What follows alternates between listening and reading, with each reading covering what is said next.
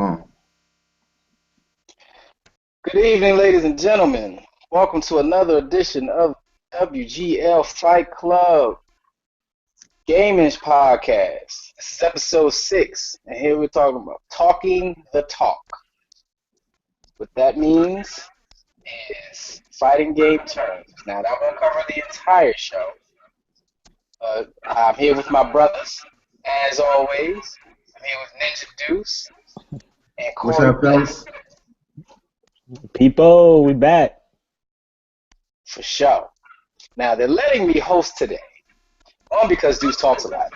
And two, because my birthday will be in a couple of days. So this is the Woo, Till turn up. birthday edition. Don't make me say how old I'll be. Save your fucking jokes. Hey,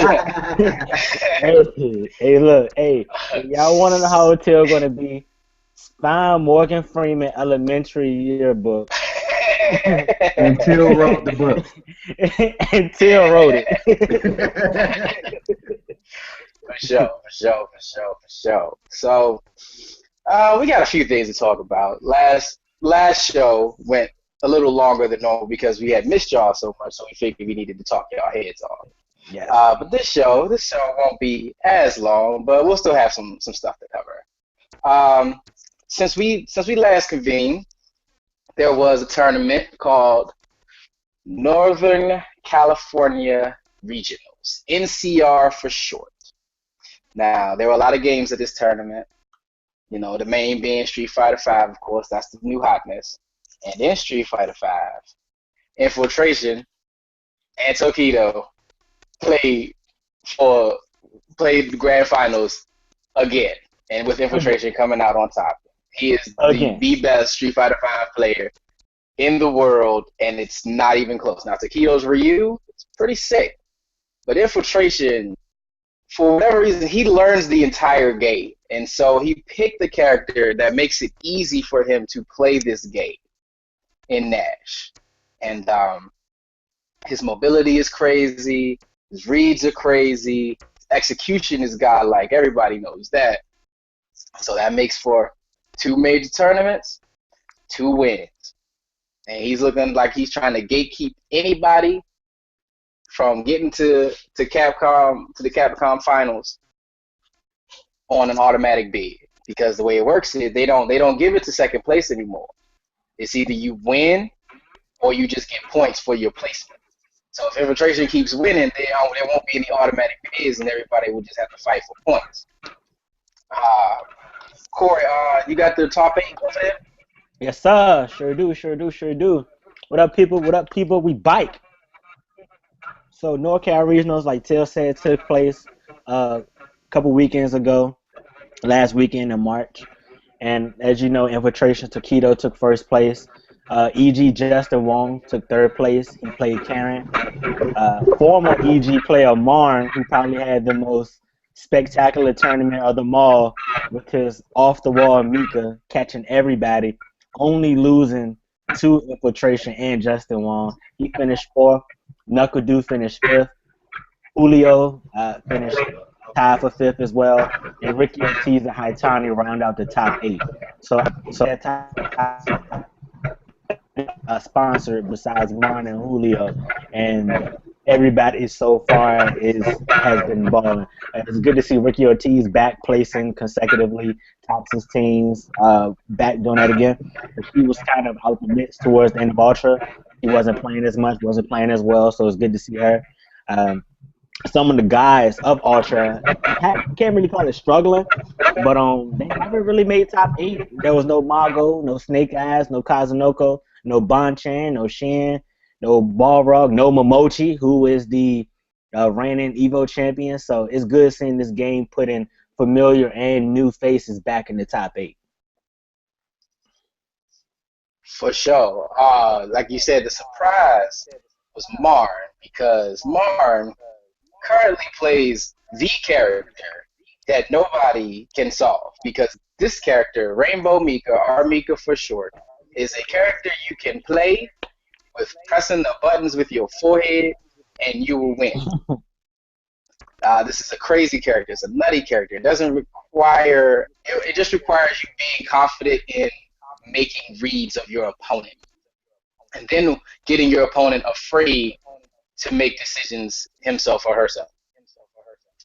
So he had an incredible run, and not only did he have an incredible run to top 8, because of the pool he was in what's called the pool of death. Now, the way they set it up this year was if you registered late, you were in this pool. So it was a 52-man pool, and there were killers in this pool. Margo, K-Bread, Filipino Champ, Gutex. MOP, Gutex. Pungo. Pungo was in this pool. Like all the names that I'm mentioning didn't make it out that pool. Like Mar qualified in winners, and I think Margo qualified in losers. So it's like I said, 52 men. Only 2 can make it out the pool. 1 in winners, 1 in losers, and the one that nobody could beat in that pool with all those killers is Mar. Marn is Marn. We haven't heard anything about Amar before. Like he hasn't. Like, what has he done before now?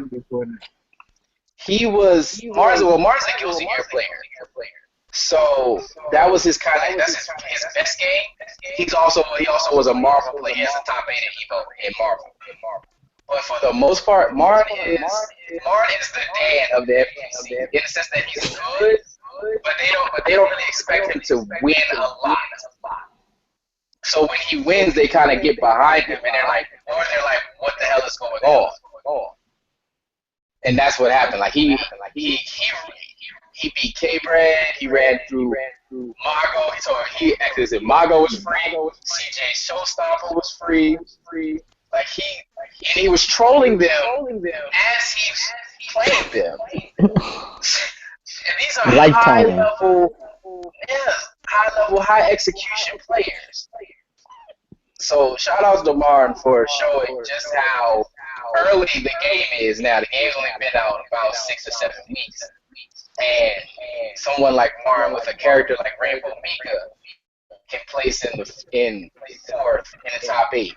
Now, Flo said something very interesting on his streak. And he said, as however many tournaments there are, there will always be a random Mika in the top 8. And he has been right so far. It's been Marn, Nando made the top 8, Gutex made the top 8. So it's the character. No one has figured out the character, and the character is so nutty that with the right read, they can go crazy. Yeah, it's over. Yeah. The problem, like I said, what I mentioned last show, this game, 2 mix-ups, you're dead. And that's exactly what happened every time, every round. Like, let's keep it real. Marn almost beat Infiltration. Infiltration was on. He was one read ahead of Marn every round. That's the only way he won. And Marn was in it every single match. And same thing happened when he almost beat Justin. Except Justin knows Marn so well, he read him like a book. But 2 reads, 2 mix-ups, it's over. It's done. That's it. And not only that, in the matches, there will be rounds where whoever was facing Marn would have a great round and let him kill himself. And they wouldn't keep it then up. there'd just be a Mika round. It'd just be a round of Mika where you got a couple hits on Marn, sure, okay, but Marn's still coming. And you about to get hit with the mix-up, and then command grabbed, and then command grabbed again, and then when you think you're about to get grabbed, you're going to get hit with the crush counter, and now you're stunned, and you just got Mika. Congratulations. And as soon as you try to jump out of it, he hit you with a little air grab. Like it's like 29-second rounds. Right. Congratulations. So that was the big tournament going down. Do you have MKX or Killer Instinct? Yeah, I don't think Killer Instinct was there this year. But I got all the results. Got all the results. So if we're going to run it down, I'm going to run it in order. That was 5 we just covered. Next I'm going to cover Marvel, where Chris G took out Justin Wong, which was big because he beat him from loser's bracket. And as we all know, Chris J. Wong has pretty much been Chris G's demon. Uh, Chris G's being considered top 5, maybe even top 3 Marvel guy. Um, and he was even ranked, I believe, second or third from Event Hubs, and Mhm. that was big for him to beat Justin 6 sets. Six Yeah. matches pretty much from losers. They had Melee where TSG KFC won. He played Fox. Ultra Street Fighter 4 was actually there, where Shao Hai won first place playing Eva Ryu Yeah. and Elena, and Smash was there for the Wii U. A kid by the name of T.A. Travante won playing Sheik and Bayonetta, who she might actually be banned from some tournaments moving forward. And Killer Instinct was actually there, where Rocksteady won. Mhm. Guilty Gear, Bjorn, son of Bear. He played Chip, which is my favorite character in Guilty Gear, so it's dope seeing the Chip win. And Mortal Kombat Mhm. X was also there, where KHTC Sinister, Ermac player, won, and he beat another Ermac player in grand finals. So there was 2 Ermacs in the finals, and it was dope seeing that. Seeing that's my favorite player. There was some other games played, 5-on-5, where NorCal beat SoCal, which I don't think nobody's surprised at that. With NorCal probably having the strongest fight scene in the U.S. right now for Street Fighter 5. They played some Marvel 2. They played some Unil. They played some Turbo. They played some Nitro Plus Blasters. You can see the full list, everything battle log. If you go to Google, type in NorCal Regionals 2016, and the Event Hubs link should pop up, take you right to all the results. For sure. For sure. All right. So let's see where we want to take it now. Do we want to get into the heart of the matter, the reason why we're having this show? I don't see why not. I don't see why not. Okay. Okay. So today's episode is titled "Talking the Talk." Now, a lot of times when you're into something new, or even maybe something new, but so something you treat it as a hobby and now you're delving into it seriously, there are usually terms that are involved, and sometimes you already are doing what defines those terms, but you just don't know what the terms are. So when you hear the lingo, it sounds like Korean or gibberish or whatever. So that's what we're here for. We're here to help you get that fighting games. And so we're gonna give you some basic terms that'll help you understand what's happening in your matches and in your rounds, whether you're getting hit or not getting hit, offense, defense, what have you. That's a I feel structure, the man. yeah, I feel the most important one, and we covered it in a previous episode. The first one is neutral, and what neutral is basically you pick any game, and when it's a round one fight and the clock starts running down, that is neutral position. That's like there's no combos happening. Nobody's on offense. Nobody's on defense. It's pretty much even footed. So you walk back and forth. You throw your special moves, your fireballs. Excuse me. You, you jump around. You maybe whiff some buttons. But anything that isn't a combo or one player on the offense, one player on defense, that is the neutral position. Now, the next part would be zoning. Now, I'm sure everybody's familiar with close range and long range fighting.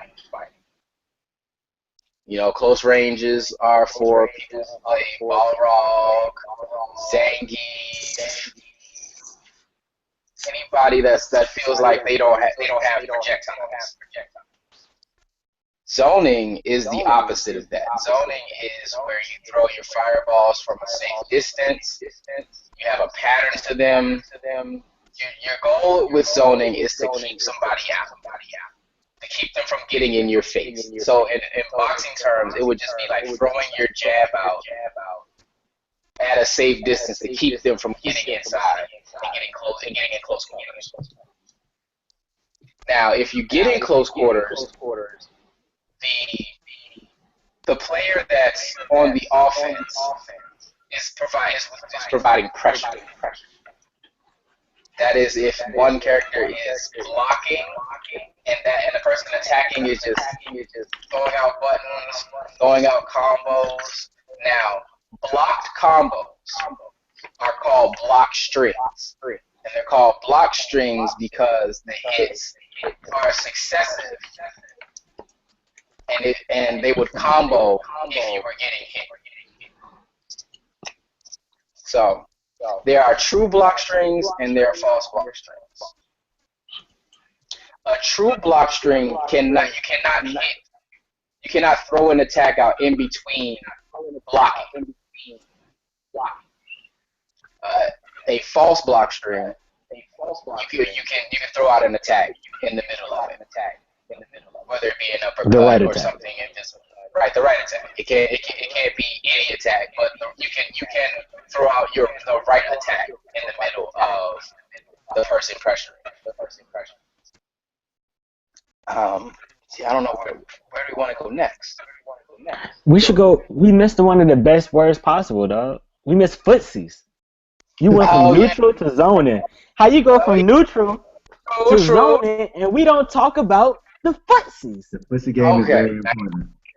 And everybody does the footsie. Everybody does footsies and everything in every fighting game that they do. When you fight in real life, you handle footsies. Like there's footsies in it. I mean, that's the one that's you never think about what it is, but you do it all the time. That's probably the easiest one to understand, but you don't really use it when you're talking. Correct. That's the easiest one. Even I can understand that, and I'm an idiot when it comes down to fighting game terms. Right. So what footsies are, as they have explained, is that okay? Let's take a boxing match. Round one fight. The bell rings. You come out, and the part where they're dancing in the circle, throwing out jabs, whiffing right crosses, that is footsies. And what the goal of footsies is to control the space in front of you. So what you want to do is get it to a position where your opponent throws out an attack, it misses, and your attack lands, or your attack beats their attack. You want to get in a position where you can hit them and they can't hit you. Yes. That is an undervalued thing in boxing and in fighting games. Like the part where you're not getting hit is so underappreciated because everybody just wants to press the buttons. You want to press the buttons. You have the game. You want to press the buttons. You want to do stuff. Sometimes doing nothing is best, or waiting to do something is best. So footsies are in Floyd Mayweather fights because his footsie game exactly. is good. That's exactly what I was getting to. Like people don't like Floyd Mayweather fights because Floyd Mayweather is a master of footsies. It's not going to be the big fancy combo, the huge damage. It is just you can't hit me, and I can hit you whenever I feel like it. Yeah. Yes. So that's when it goes from being something simple to being something simple to understand, simple to do, but it can be somewhat difficult to master, more so because it really, at the higher level of footsies, as simple as it is how far does my punch go in comparison to his punch or kick go? Right. If I throw out my fireball, does he have something that can counter that, or am I in a dangerous position? It can be just as simple as that. You really got to understand the inches, like the very what they call in video games, it'll be frames. But if you don't understand what a frame distance is or pixel distance is, just imagine when you see your character on the screen and just measure the space in between your two characters and measure it in inches and like relative inches.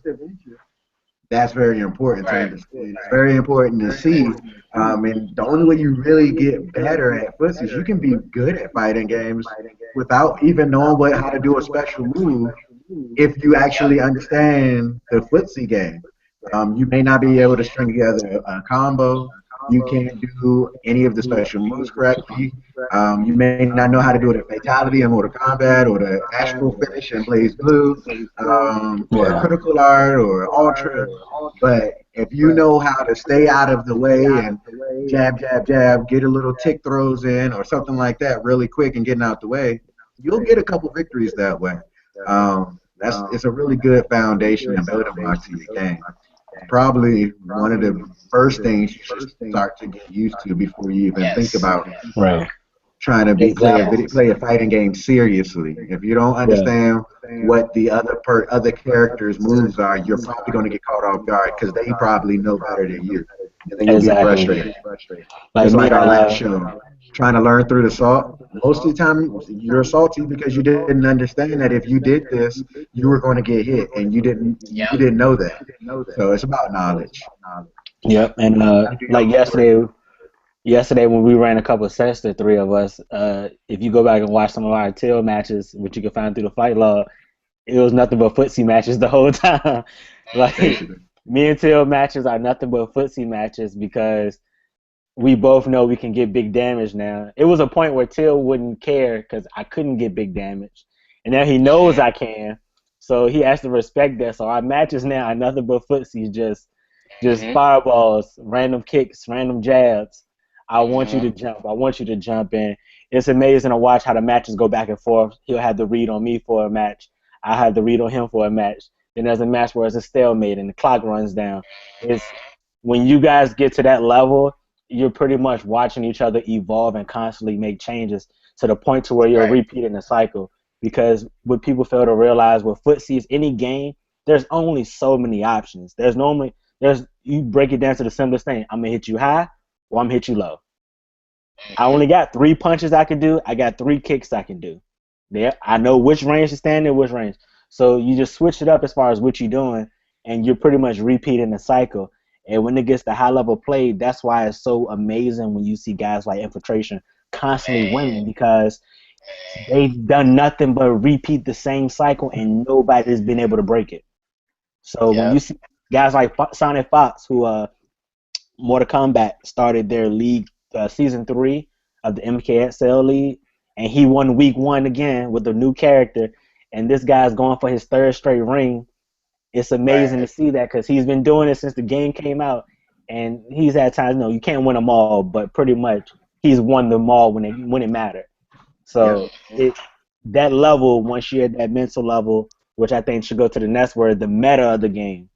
The Mm-hmm. game's meta, which is the mental aspect, which is if I've trained you to where I mentally know what you're going to do before you do it, and that meta is so important because it's like you said, I know you want to throw a fireball, so I see it coming. You throw the Yes. fireball, I punish you, and you're confused. You're completely confused because you're like, why did that just work? Why did he know I was going to do that? I And think the the best amazing, way to kind of help people understand the metagame would be to think of it somewhere in between chess, so the board game chess, yep, and rock paper scissors. Somewhere Yes. in between Yes. there, that's a metagame. So as simple as rock paper scissors is, you only have 3 choices. Somebody can really get in their feelings. They can get upset over rock paper scissors because you just read their mind. 100%. You knew they were going to put out rock. mm-hmm, And it could get as complicated as chess because you have multiple pieces and multiple different moves on both sides of the board, and it could take a long time, and you have to predict what out of all these possibilities what they might do, and you have to start thinking a step and a turn ahead or 2 turns Right. ahead and quickly. You start going into high level chess play. They have timers.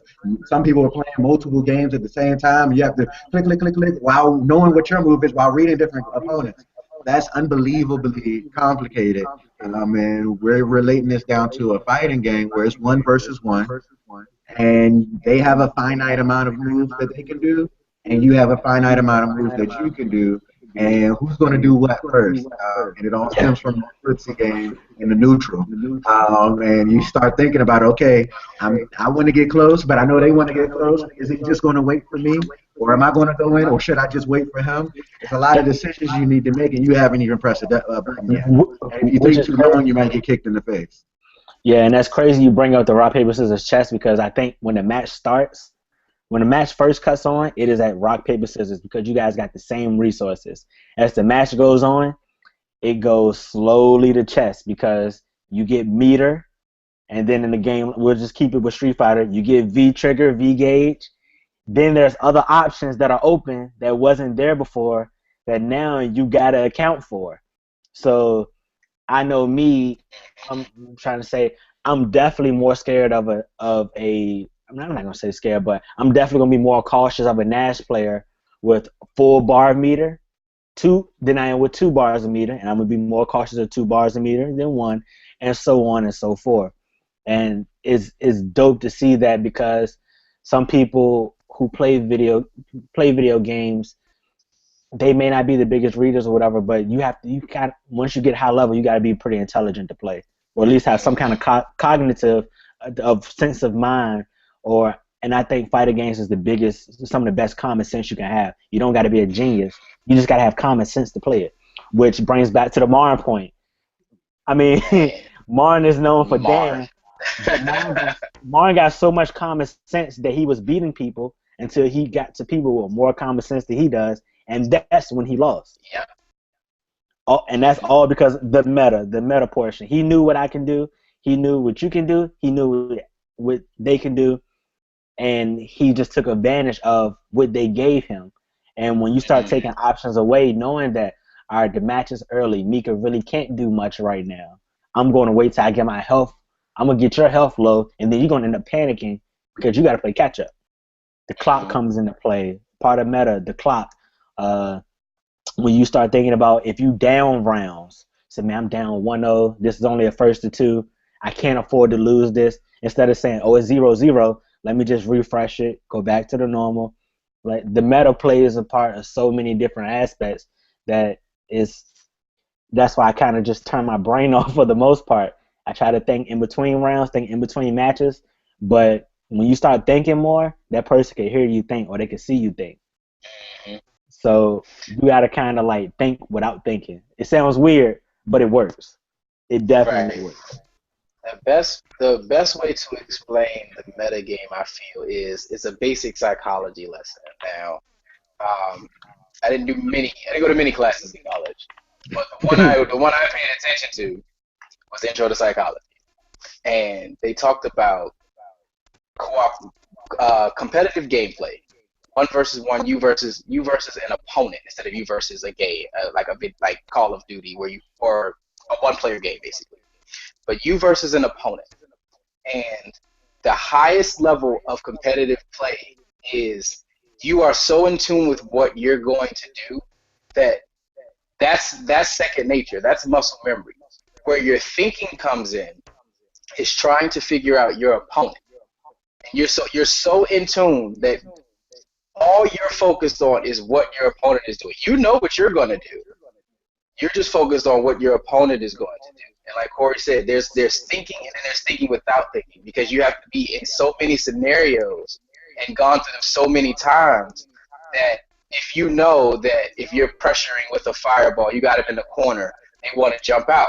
So you already know if I do this fireball, if I keep continuing this pressure, they want to jump out. So this is my plan for when they jump out. Or if I knock this person down and they're playing with Rashid, I know to at least have in mind maybe this time they'll wake up with the EX spinning mixer Duce. So so so you have to have it in mind that maybe they'll do it this time, maybe they won't do it this time. And then your thought process goes even deeper is if they don't do it, this is what I should do. If they do the move, this is what I should do. And you have to have all of that in your head and what your opponent is doing. And your opponent is doing the same thing to you. So you're constantly making minor adjustments, and your opponent is trying to make minor adjustments. So it's a constant cycle of.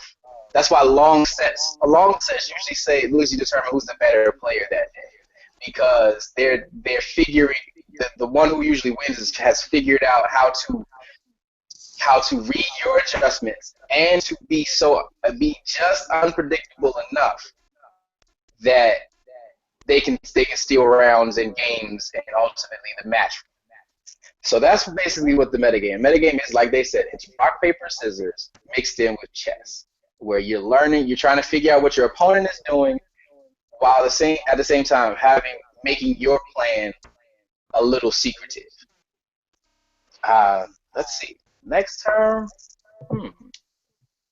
I think I know where we should go from there, because you keep Okay. bringing up points and it goes to the next word. Okay. Reactions. Oh, Reactions yes, and reads. yes. Let's start with reactions. Yes. So Okay. you mentioned Duce, tell me about some reactions. Tell me about some let's go reactions. Duce. Duce got reactions. Duce act like Duce he got did, but Duce reactions. got reactions. I mean, okay, so just like we were just talking about the metagame. So you have the metagame, you're thinking about it. And like Till like to say with the spinner mixer, because I'm a Rashid player, so you got to throw out the YOLO EX spinner mixer. If you're not doing that, you're not a Rashid player. More so because it is part of the meta. Funny enough, as dangerous as it is, you have to do the EX spinner mixer because that's his only wake up. So that's his only wake up. So sometimes you actually have to go into a match knowing that they want you to do the EX spinner mixer so that they can punish you because they can get the biggest damage off of that. So sometimes you actually have to throw it out and just eat it. So they're like, yeah, he's going to do it. So that they don't, So they know so you that can they do it. block, Yeah, so so they that know they you don't can do just it. run up on you and try to jump on you. As soon as you're on the ground, you have to wake up, and in that split moment, you have to say, "Am I going to wake up and put myself in danger, or have I done it and they're waiting for it, and I can wake up safely and do something safe?" And then it's a reaction. So then I can see, oh, he knows I'm not going to wake up because he knows it's not safe, and I'm not stupid. I'm not going to do it. So here he comes to hit me with an overhead type of a punch, or he's going to jump in on me, or he's going to go in for like a Zangief, he's going to go for a command throw. So instead of me waking up with an EX mixer, I can jump out. Or maybe doing the EX mixer, funny enough, is a good situation. But sometimes you can't do it, planning it and mashing it out. And that's kind of the purpose of our discussion, because these terms are very important so that you can get from the button mashing phase. And button mashing is another term, and that's common sense. Everybody knows button mashing. I don't know how to play the game. I'm just pressing buttons. So mashing the buttons, simple enough.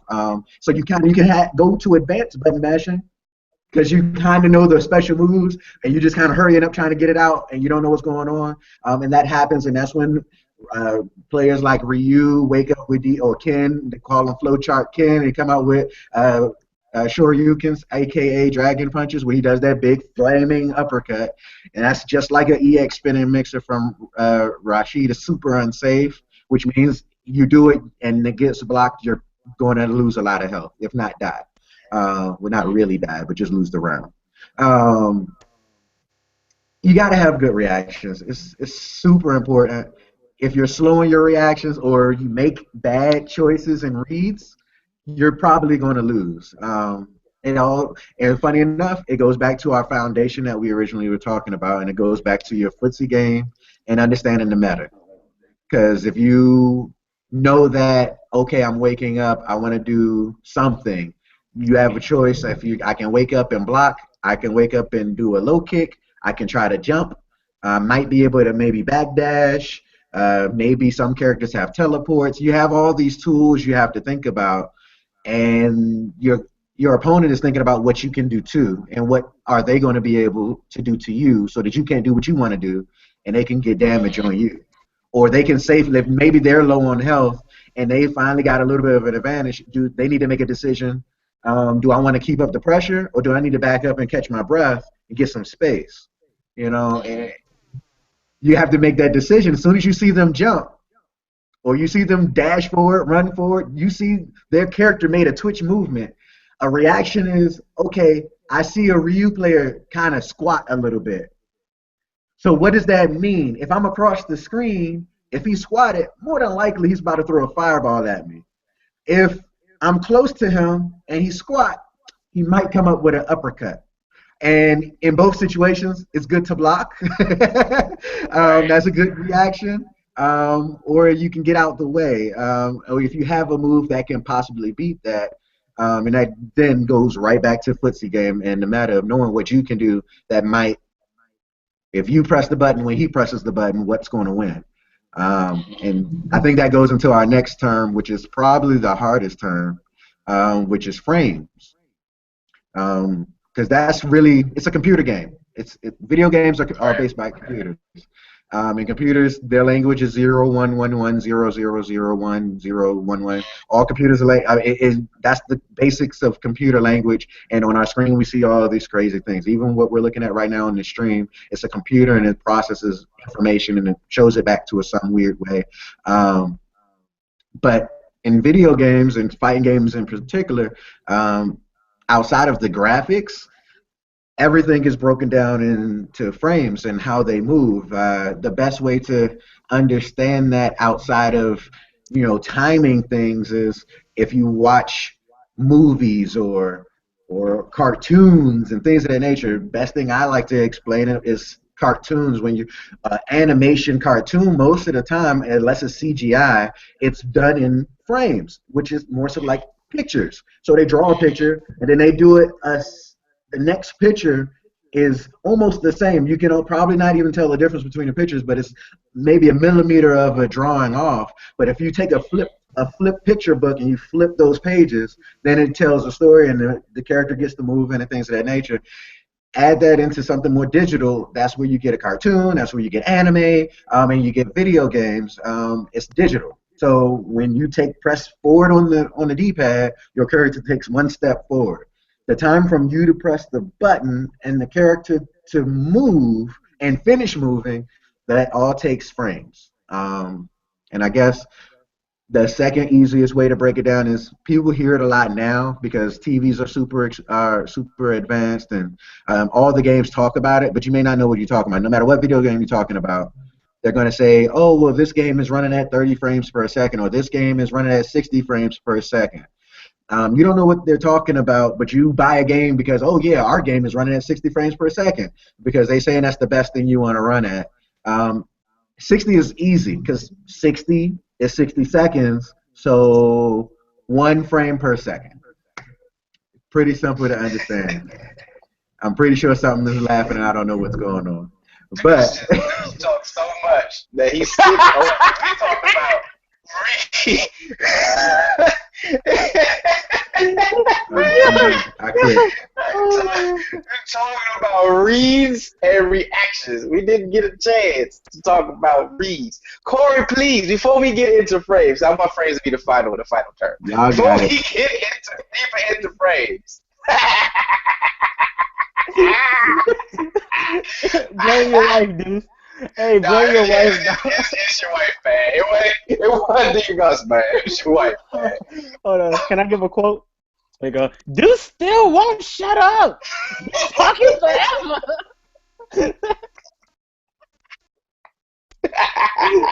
I'm sorry, folks.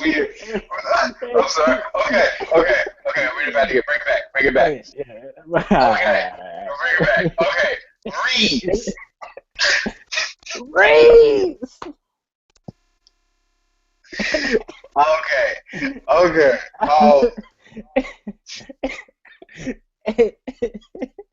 Oh man, hey, we need a soundbite of Tay yelling at Deuce so they can Right, understand why it's so funny. We right. need Overlord on the show to yell at Deuce so you Oh know why it's man. so funny. But Okay. Reese. Go ahead, Corey, All please. right, so with Deuce cover reactions, and with reactions comes reads. The difference between the two is reactions is something that happened that you weren't expecting to happen that you was able to capitalize off. A read Mm-hmm. is you knew that was going to happen, that and you and like every it's so crazy because you can see the difference. You can say, "Oh no, Mm-hmm. that person missed this." No, you can know if someone. Perfect example, the perfect read, the shimmy. We Yes. talked about the shimmy, which is Yes. pretty much just walking back and forth, walking in the neutral, walking out the neutral. Walk where you can get hit to where you can't. That's all the shimmy is. Nothing more advanced. You can shimmy yourself into a godlike read. Yes. You've probably baited this Yes. person to where you've probably thrown them an infinite amount of times. So this Hmm. one particular time, the only option they got is what Duce called a dragon punch, a DP, is they have to wake Hmm. up that. So you walk in, you give them the shimmy, they whiff a Hmm. DP, which is the read. You got the read you wanted, and then you Right. capitalize on it. Another Hmm. example of the godlike read I gave a couple of shows ago with JB was when I beat Till. Well, Yeah, man. well, I like the read was so perfect because the way it happened. Ryu was still in fireball motion when I was going into my critical art. I woke up. If y'all seen Nash, she does the teleport, go from one side to the other. I teleported behind Till, did my critical art, and Ryu was still stuck in frames. Which that wasn't a reaction. That was a pure read of knowing this is what he's going to do next. I'm confident in it. Now the key about a read though is your misread can turn into their reaction. Yeah. You miss your read of you baiting out that wake up DP, and you probably gonna end up getting woke up critical art, woke Hmm. up command grab, uh, woke up wake up teleport into something because you Wake stuck up, walking. big You stuck, damage. yeah. Woke up Mika. Wake up. Yeah, wake up, Mika. Yeah, Yeah, that's a yeah. good Wake one. up. We gonna call Big Damage Mika. That's gonna be the new thing. Wake up, I'm trying to get. Mika. Yeah, wake up, Mika, because you get hit and you're still stuck in the frames of walking backwards. So your character hasn't started walking back yet, but he hasn't started blocking yet, but he's in the process of starting to block. But you can still hit that Mhm. person while they're in that process. There's a small Yes. window, but you can see the window because you just look at the feet. Someone got to take Right. 2 steps back. Ain't no just I'm gonna take 1 step. Most people gonna take 2 steps back. So that first step is there. You probably got him if you wake up something. So Right. an example of a guy like Reed, if you guys have watched NCR and there was a Rashid player, I forgot his name. Oh Was that Showstopper? man. Was that No, Showstopper? that was Who was I it? don't remember his name either, but that was so sick. It was so Hold on, let me sick. see if I can find his name. Rashid, I Rashid, remember. Rashid. Uh, Lamer Boy. It was Lamer Boy. Yeah, Lamer boy. So Yeah. Lamer Boy, he made one of the most godlike reads you could possibly make. He he baited he threw out a tornado and did the running kick. Now he knew the running kick was going to get blocked, so he countered Hmm. it with the EX running kick because EX diving kick because it's so fast that he knew he probably was going to get. He had to press a button.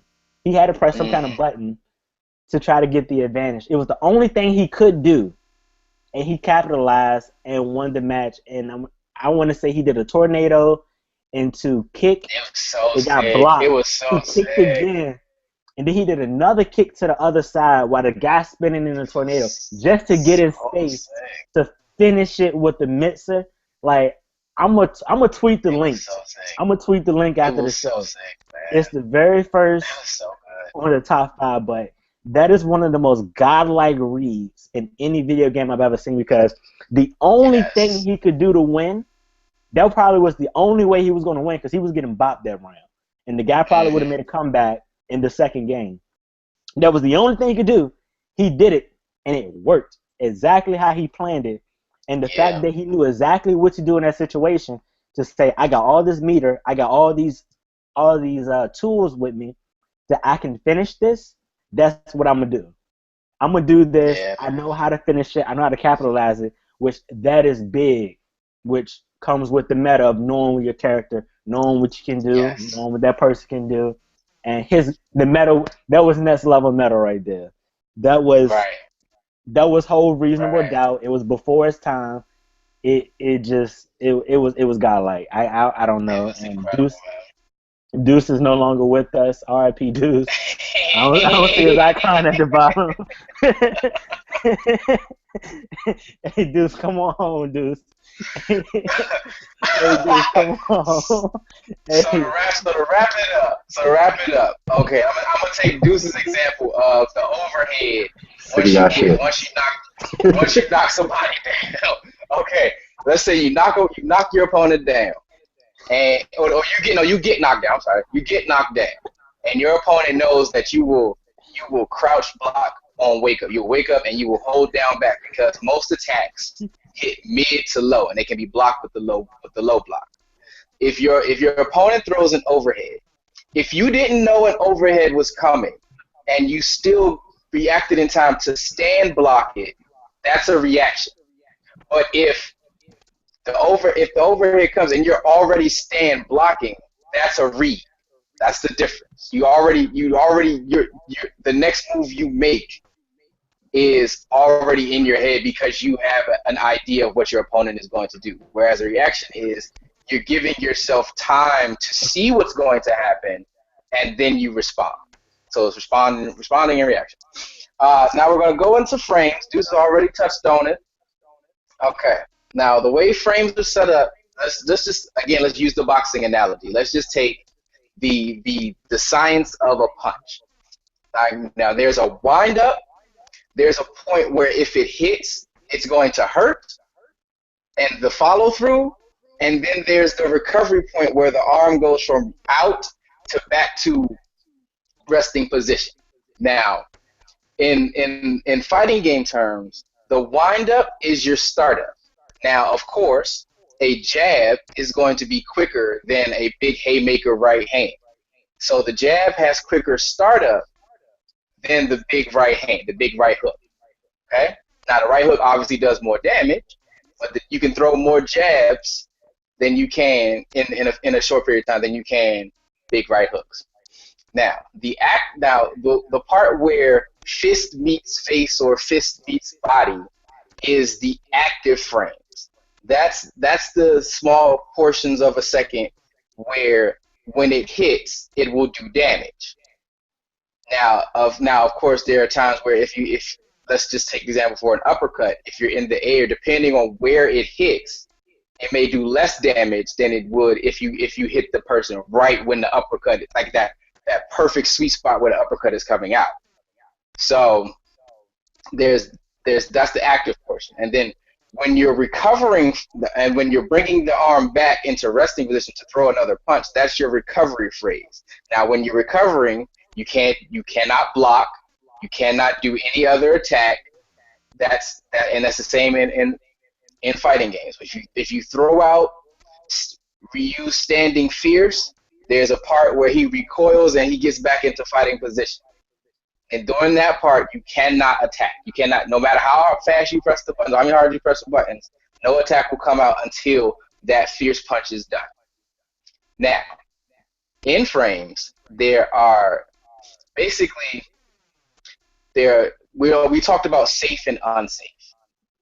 Now, the definition of safe and unsafe is, can you hit me after this move is blocked? That's basically what determines safe and unsafe. Of course you can hit somebody if they whiff, and of course you can't hit them if you're getting hit. Safe and unsafe depends on block. Now, go back to jabs and strong and fierce punches. The jab, of course, recovers faster, so it's safer to throw out against a blocked opponent than a fierce punch would be, and to let it recover. The opponent can hit you while that fierce punch is recovering, so that's unsafe to do. Now, a lot of critical arts are also unsafe to do because they take a while to recover. Same thing. If you block them, they'll take a while to recover. So there's a big window for you to capitalize on that. To go even deeper, there is positive. You are positive on block. You are neutral. You are neutral on block, and you are negative on block. Now it sounds about it's defined as kind of how it sounds. Now there are some moves where even if they're blocked, the person who threw the move out still has an advantage. There are some moves, right? Bison. There are some moves that when they are thrown out after they recover, both parties have even.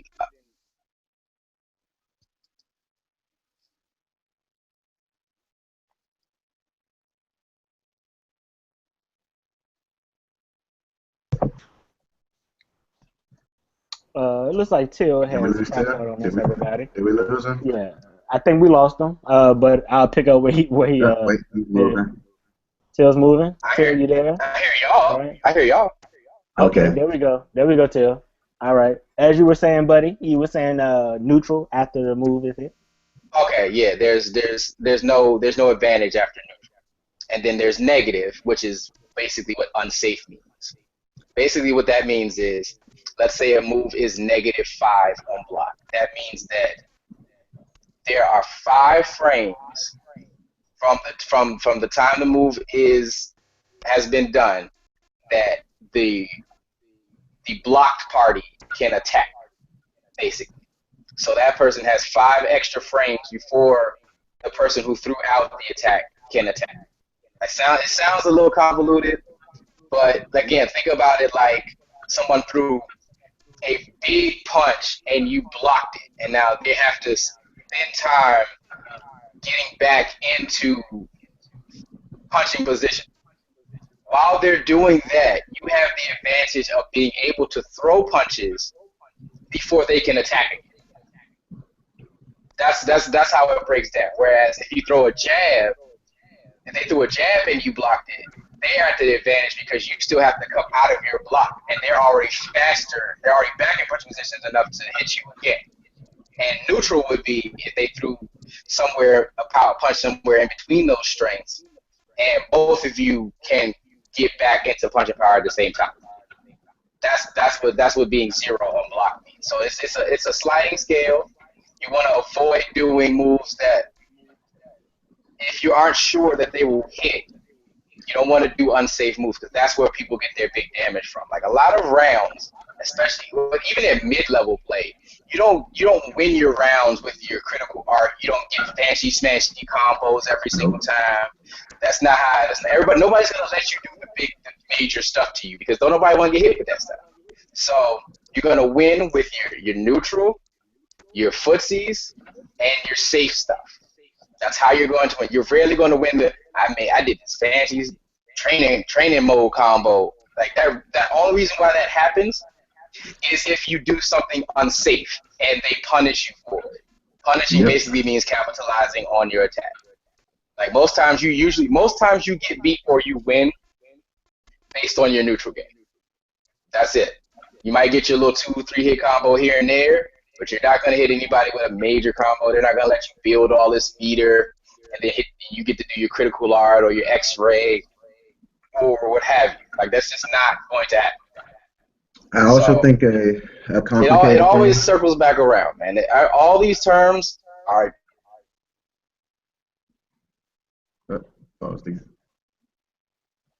Oh, is that a Till face? Oh, we got a Till face? Hold on. But no, we're not doing good. I got it too. Gotta save it. But another more complicated thing with frame traps that I think with frames that everybody gets kind of confused about, because some of it's easy to understand because for the most part, like no matter what fighting game you use, typically a heavier, more damaging hit is going to take more recovery time if it gets blocked. So a lighter hit or less punishing or less damaging hit is going to be quicker.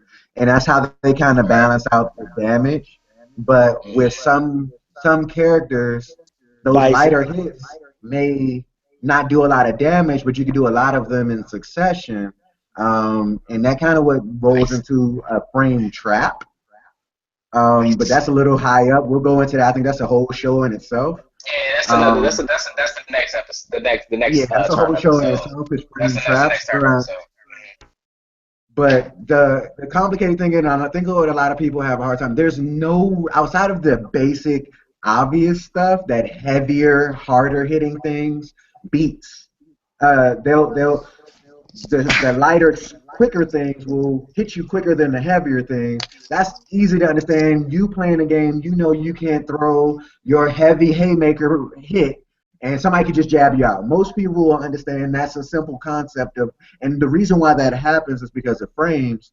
But the only way you can really understand the full depth of the frame data, unfortunately, you would have to actually do some homework, because it really does. Some of these moves break down to literal one to maybe three or four frames at most, and that can get really close and really a math problem, unfortunately. So if you're not a good math fan, Yeah.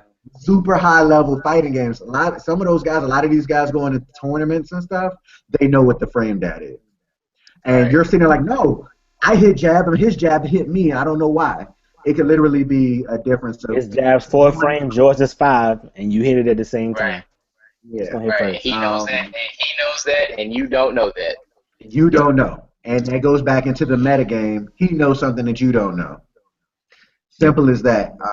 Unfortunately, you have to do your homework, so you kind of got to understand stupid sentences like when you start going to tournaments. Even if you go to your local tournaments, you'll hear guys in the corner talking about something. Oh well, so and so has a three-frame link and this and this and that, and you don't know what they're talking about. You, outside of natural talent, you might lose. You have a good chance of losing to those people because they just have more knowledge than you. You might be able to still beat them with your basic footsies and your basic reads and reactions, just because you just have good skill and instinct. But at high level, when they have good instinct too, that knowledge could be the tiebreaker there. Yeah. Now don't be So sometimes you discouraged. got to look it up, Don't. and the easiest Yeah. way to do it is you can go to whatever your favorite fighting game is. So whether it be Street Fighter, Mortal Kombat, Blaze Blue, Killer Instinct, no matter what it is, it's the word of the internet. Just look up frame data for Street Fighter 5 or frame data for Mortal Kombat X, and it's easy to pull that up. And they have Some YouTube games give it to you videos in the on how to game. understand frame data. It's Yeah. it's really easy to do the homework. The answers are out there.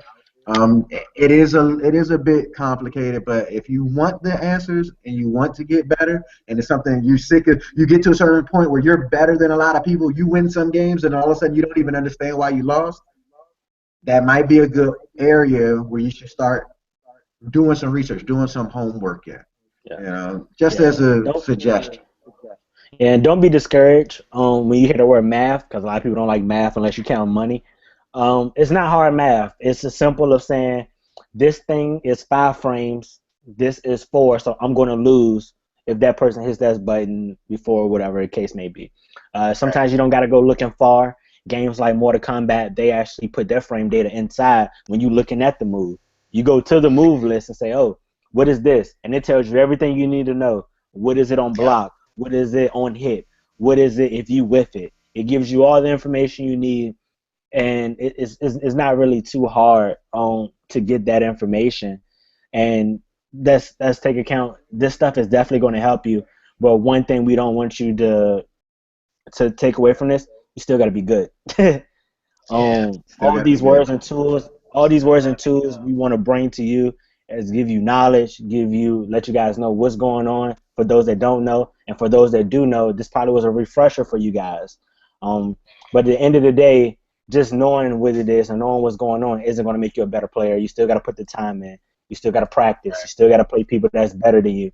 Yep. If you want to be good, do what you want to do. If you want to be a casual player, simply just learning these terms and learning what to do and stuff, this should definitely elevate your game, because you may have been playing somebody that was playing footsies with you. You didn't know what they were doing. You just think they're pressing random buttons. And now Right. you go play somebody. You be like, oh wow, they're playing footsies. Okay, I can do it in return. Or I know what he's looking for. Or he's trying to make a read out of me. He's trying to bait me. He's trying to do whatever.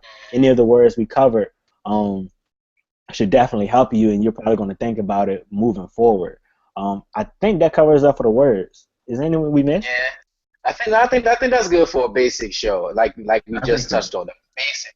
The Yeah. the most important thing is whatever your level of play you desire, you gotta practice. It's not and not only are you have to practice, you have to know why. If you're gonna be a casual player, you gotta practice your moves. If you want to be a high level player or maybe even a mid level player where you just want to be able to beat people, you gotta practice against people better than you. The reason why is because they know more scenarios than you. So they're going to put you in those scenarios, and you're going to lose. You may not lose every single match, but you're going to lose, and you're not going to understand why you lost until you understand why they put you in these situations. Now, it could be because their move was better than yours. It could be that you did some unsafe stuff, and you need to understand that that move is unsafe. For example, for a really good example is a lot of Nikali players do the chargeback move. I forget the name of it, but it goes through fireball. It goes through fireballs, and a lot of Nikali players do it because they want to see they're expecting a fireball to come out. But if it's blocked, it's really unsafe. So if you keep doing it and no fireball comes out, you're going to get hit and you're going to take a lot of damage. Now, if you don't know that, then you're just like, why is my move getting beat? But you need to. But the most important thing is you need to understand why you won and why you lost. That's how you get better. It's not just by just playing the game. You say to yourself, okay, this is why I won. I need to get to that again, and this is why I lost. I need to understand why this happened, so it cannot happen again. That's the most pretty much important it. thing. And That's pretty much it, man. it's an easy answer, and it's difficult all at the same time. It really Right. is. I mean, it's super easy because it's easy to say and it's hard to execute. Because nobody really wants to see fault in their game. Everybody, the first thing when you mess Right. up, most human beings, their instinct is to blame something. And since we're dealing with a computer, it's like something just happened. It was a glitch, or it was the Right. lag, or you got to find The something to game blame it cheat. on. It's never your, yeah, he was cheating, or something stupid. But it's usually something that you can address. I know I have a hard time with kid players just being flowchart. They just throwing out uppercuts. 'Cause I just know they're not going to keep doing the uppercut, and they do. They keep doing the uppercut, and I just know they're not, and I get hit in the face, and it happens. So I know when I play a kid, I need to be prepared for the uppercut. If I am prepared for the uppercut, most of the time I win. But it takes a lot of thought and discipline for me to say, okay, I lose a lot of these matches because I get hit by this particular move. I need to adjust that. Simple. It's like they said, like Till said, Duce said, know why you're playing the game, the reason behind it. You want to be casual, you want to be good, and once you start playing the game, know why you won, know why you lost, and know how to get better from that. I think that should be the 3 key points that you take into playing.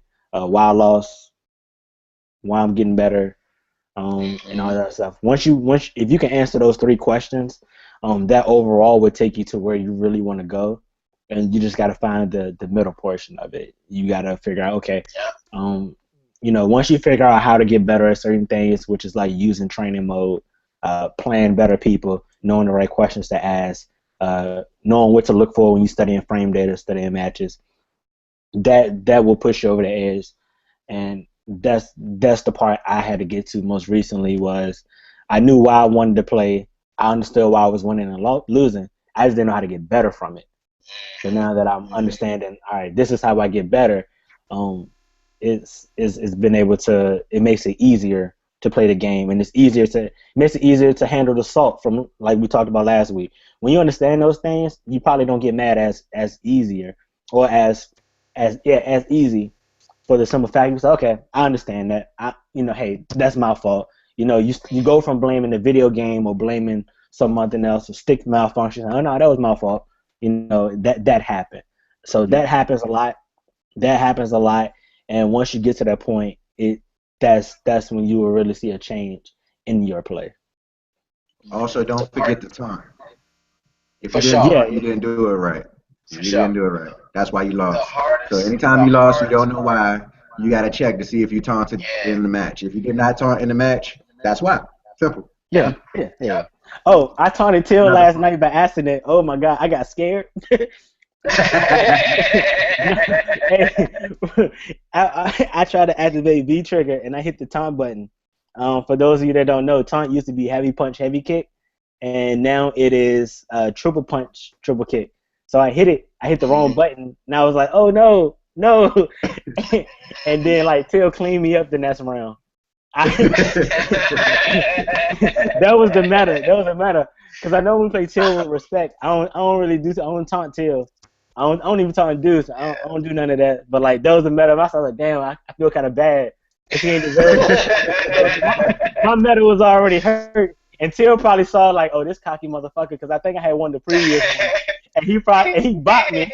And I was like, and instead of me getting mad, I was like, that was deserved. I earned that. Hey, I apologize. Make sure you talk correct. I don't take too kindly to taunting, man. Like I knew you didn't mean anything by it. I knew you didn't mean anything by it. Like I figured it was like because you've done in our sets in that sets last those sets the other night. You did a lot of things where like I thought B trigger should have come out and it was like EX moves or taunt or whatever. So I was like, okay, yeah, that's just an execution error. Like I don't expect y'all to just be like taunting or whatever.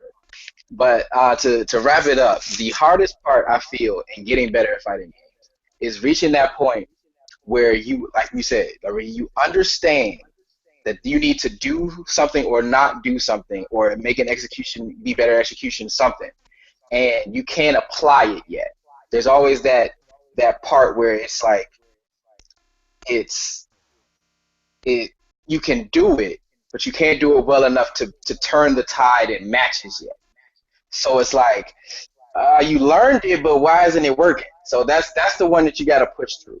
When if you went into training mode and you worked on this one combo that will make that's vital to Ryu success. For example, you got to be able to do crouching fears into light Tatsu into super, into critical art into Shinjuku Duken. So that's Mhm. critical. But if you can do it in training mode against a standstill dummy, but you can't do it when people are actually trying to hit you, then that's that part you got to push through. You got to be able to just calm your nerves, calm your brain, calm your hands, and be able to make that happen. So the main thing always practice, Practice, practice. practice, and we are here to help you with these terms. I think today was a good beginner lesson in terms. I feel like if you didn't know, like Corey said, if you didn't know, this was helpful, and if you did know and maybe were unsure, this was a good refresher for you. I'd like to thank y'all for listening, fellas. Say goodnight to the people. See you guys later. For We out of sure, here. man. All right, Happy B-Day we're to going to start Tail. moving on to Saturdays soon. Stay tuned Yes, sir. to WeGotLeagues.com and We Got Leagues on Twitter, as well as the Till Show on Twitter, Corey Bliss on Sure. Twitter, and Ninja Deuce on Twitter. We'll let you guys know about when we're going to move to Saturdays. Probably the next Saturday, not this Saturday coming up like the day after tomorrow, but the following Saturday. We're probably going to start doing this every other Saturday. We might even start moving up to every Saturday if you guys would Yeah. like. We have a lot of stuff coming up. We want to do some more Street Fighter tournaments and things of that nature. So stay tuned. We got a lot of big things coming. So as always, love you guys. Holler at you later. Yeah.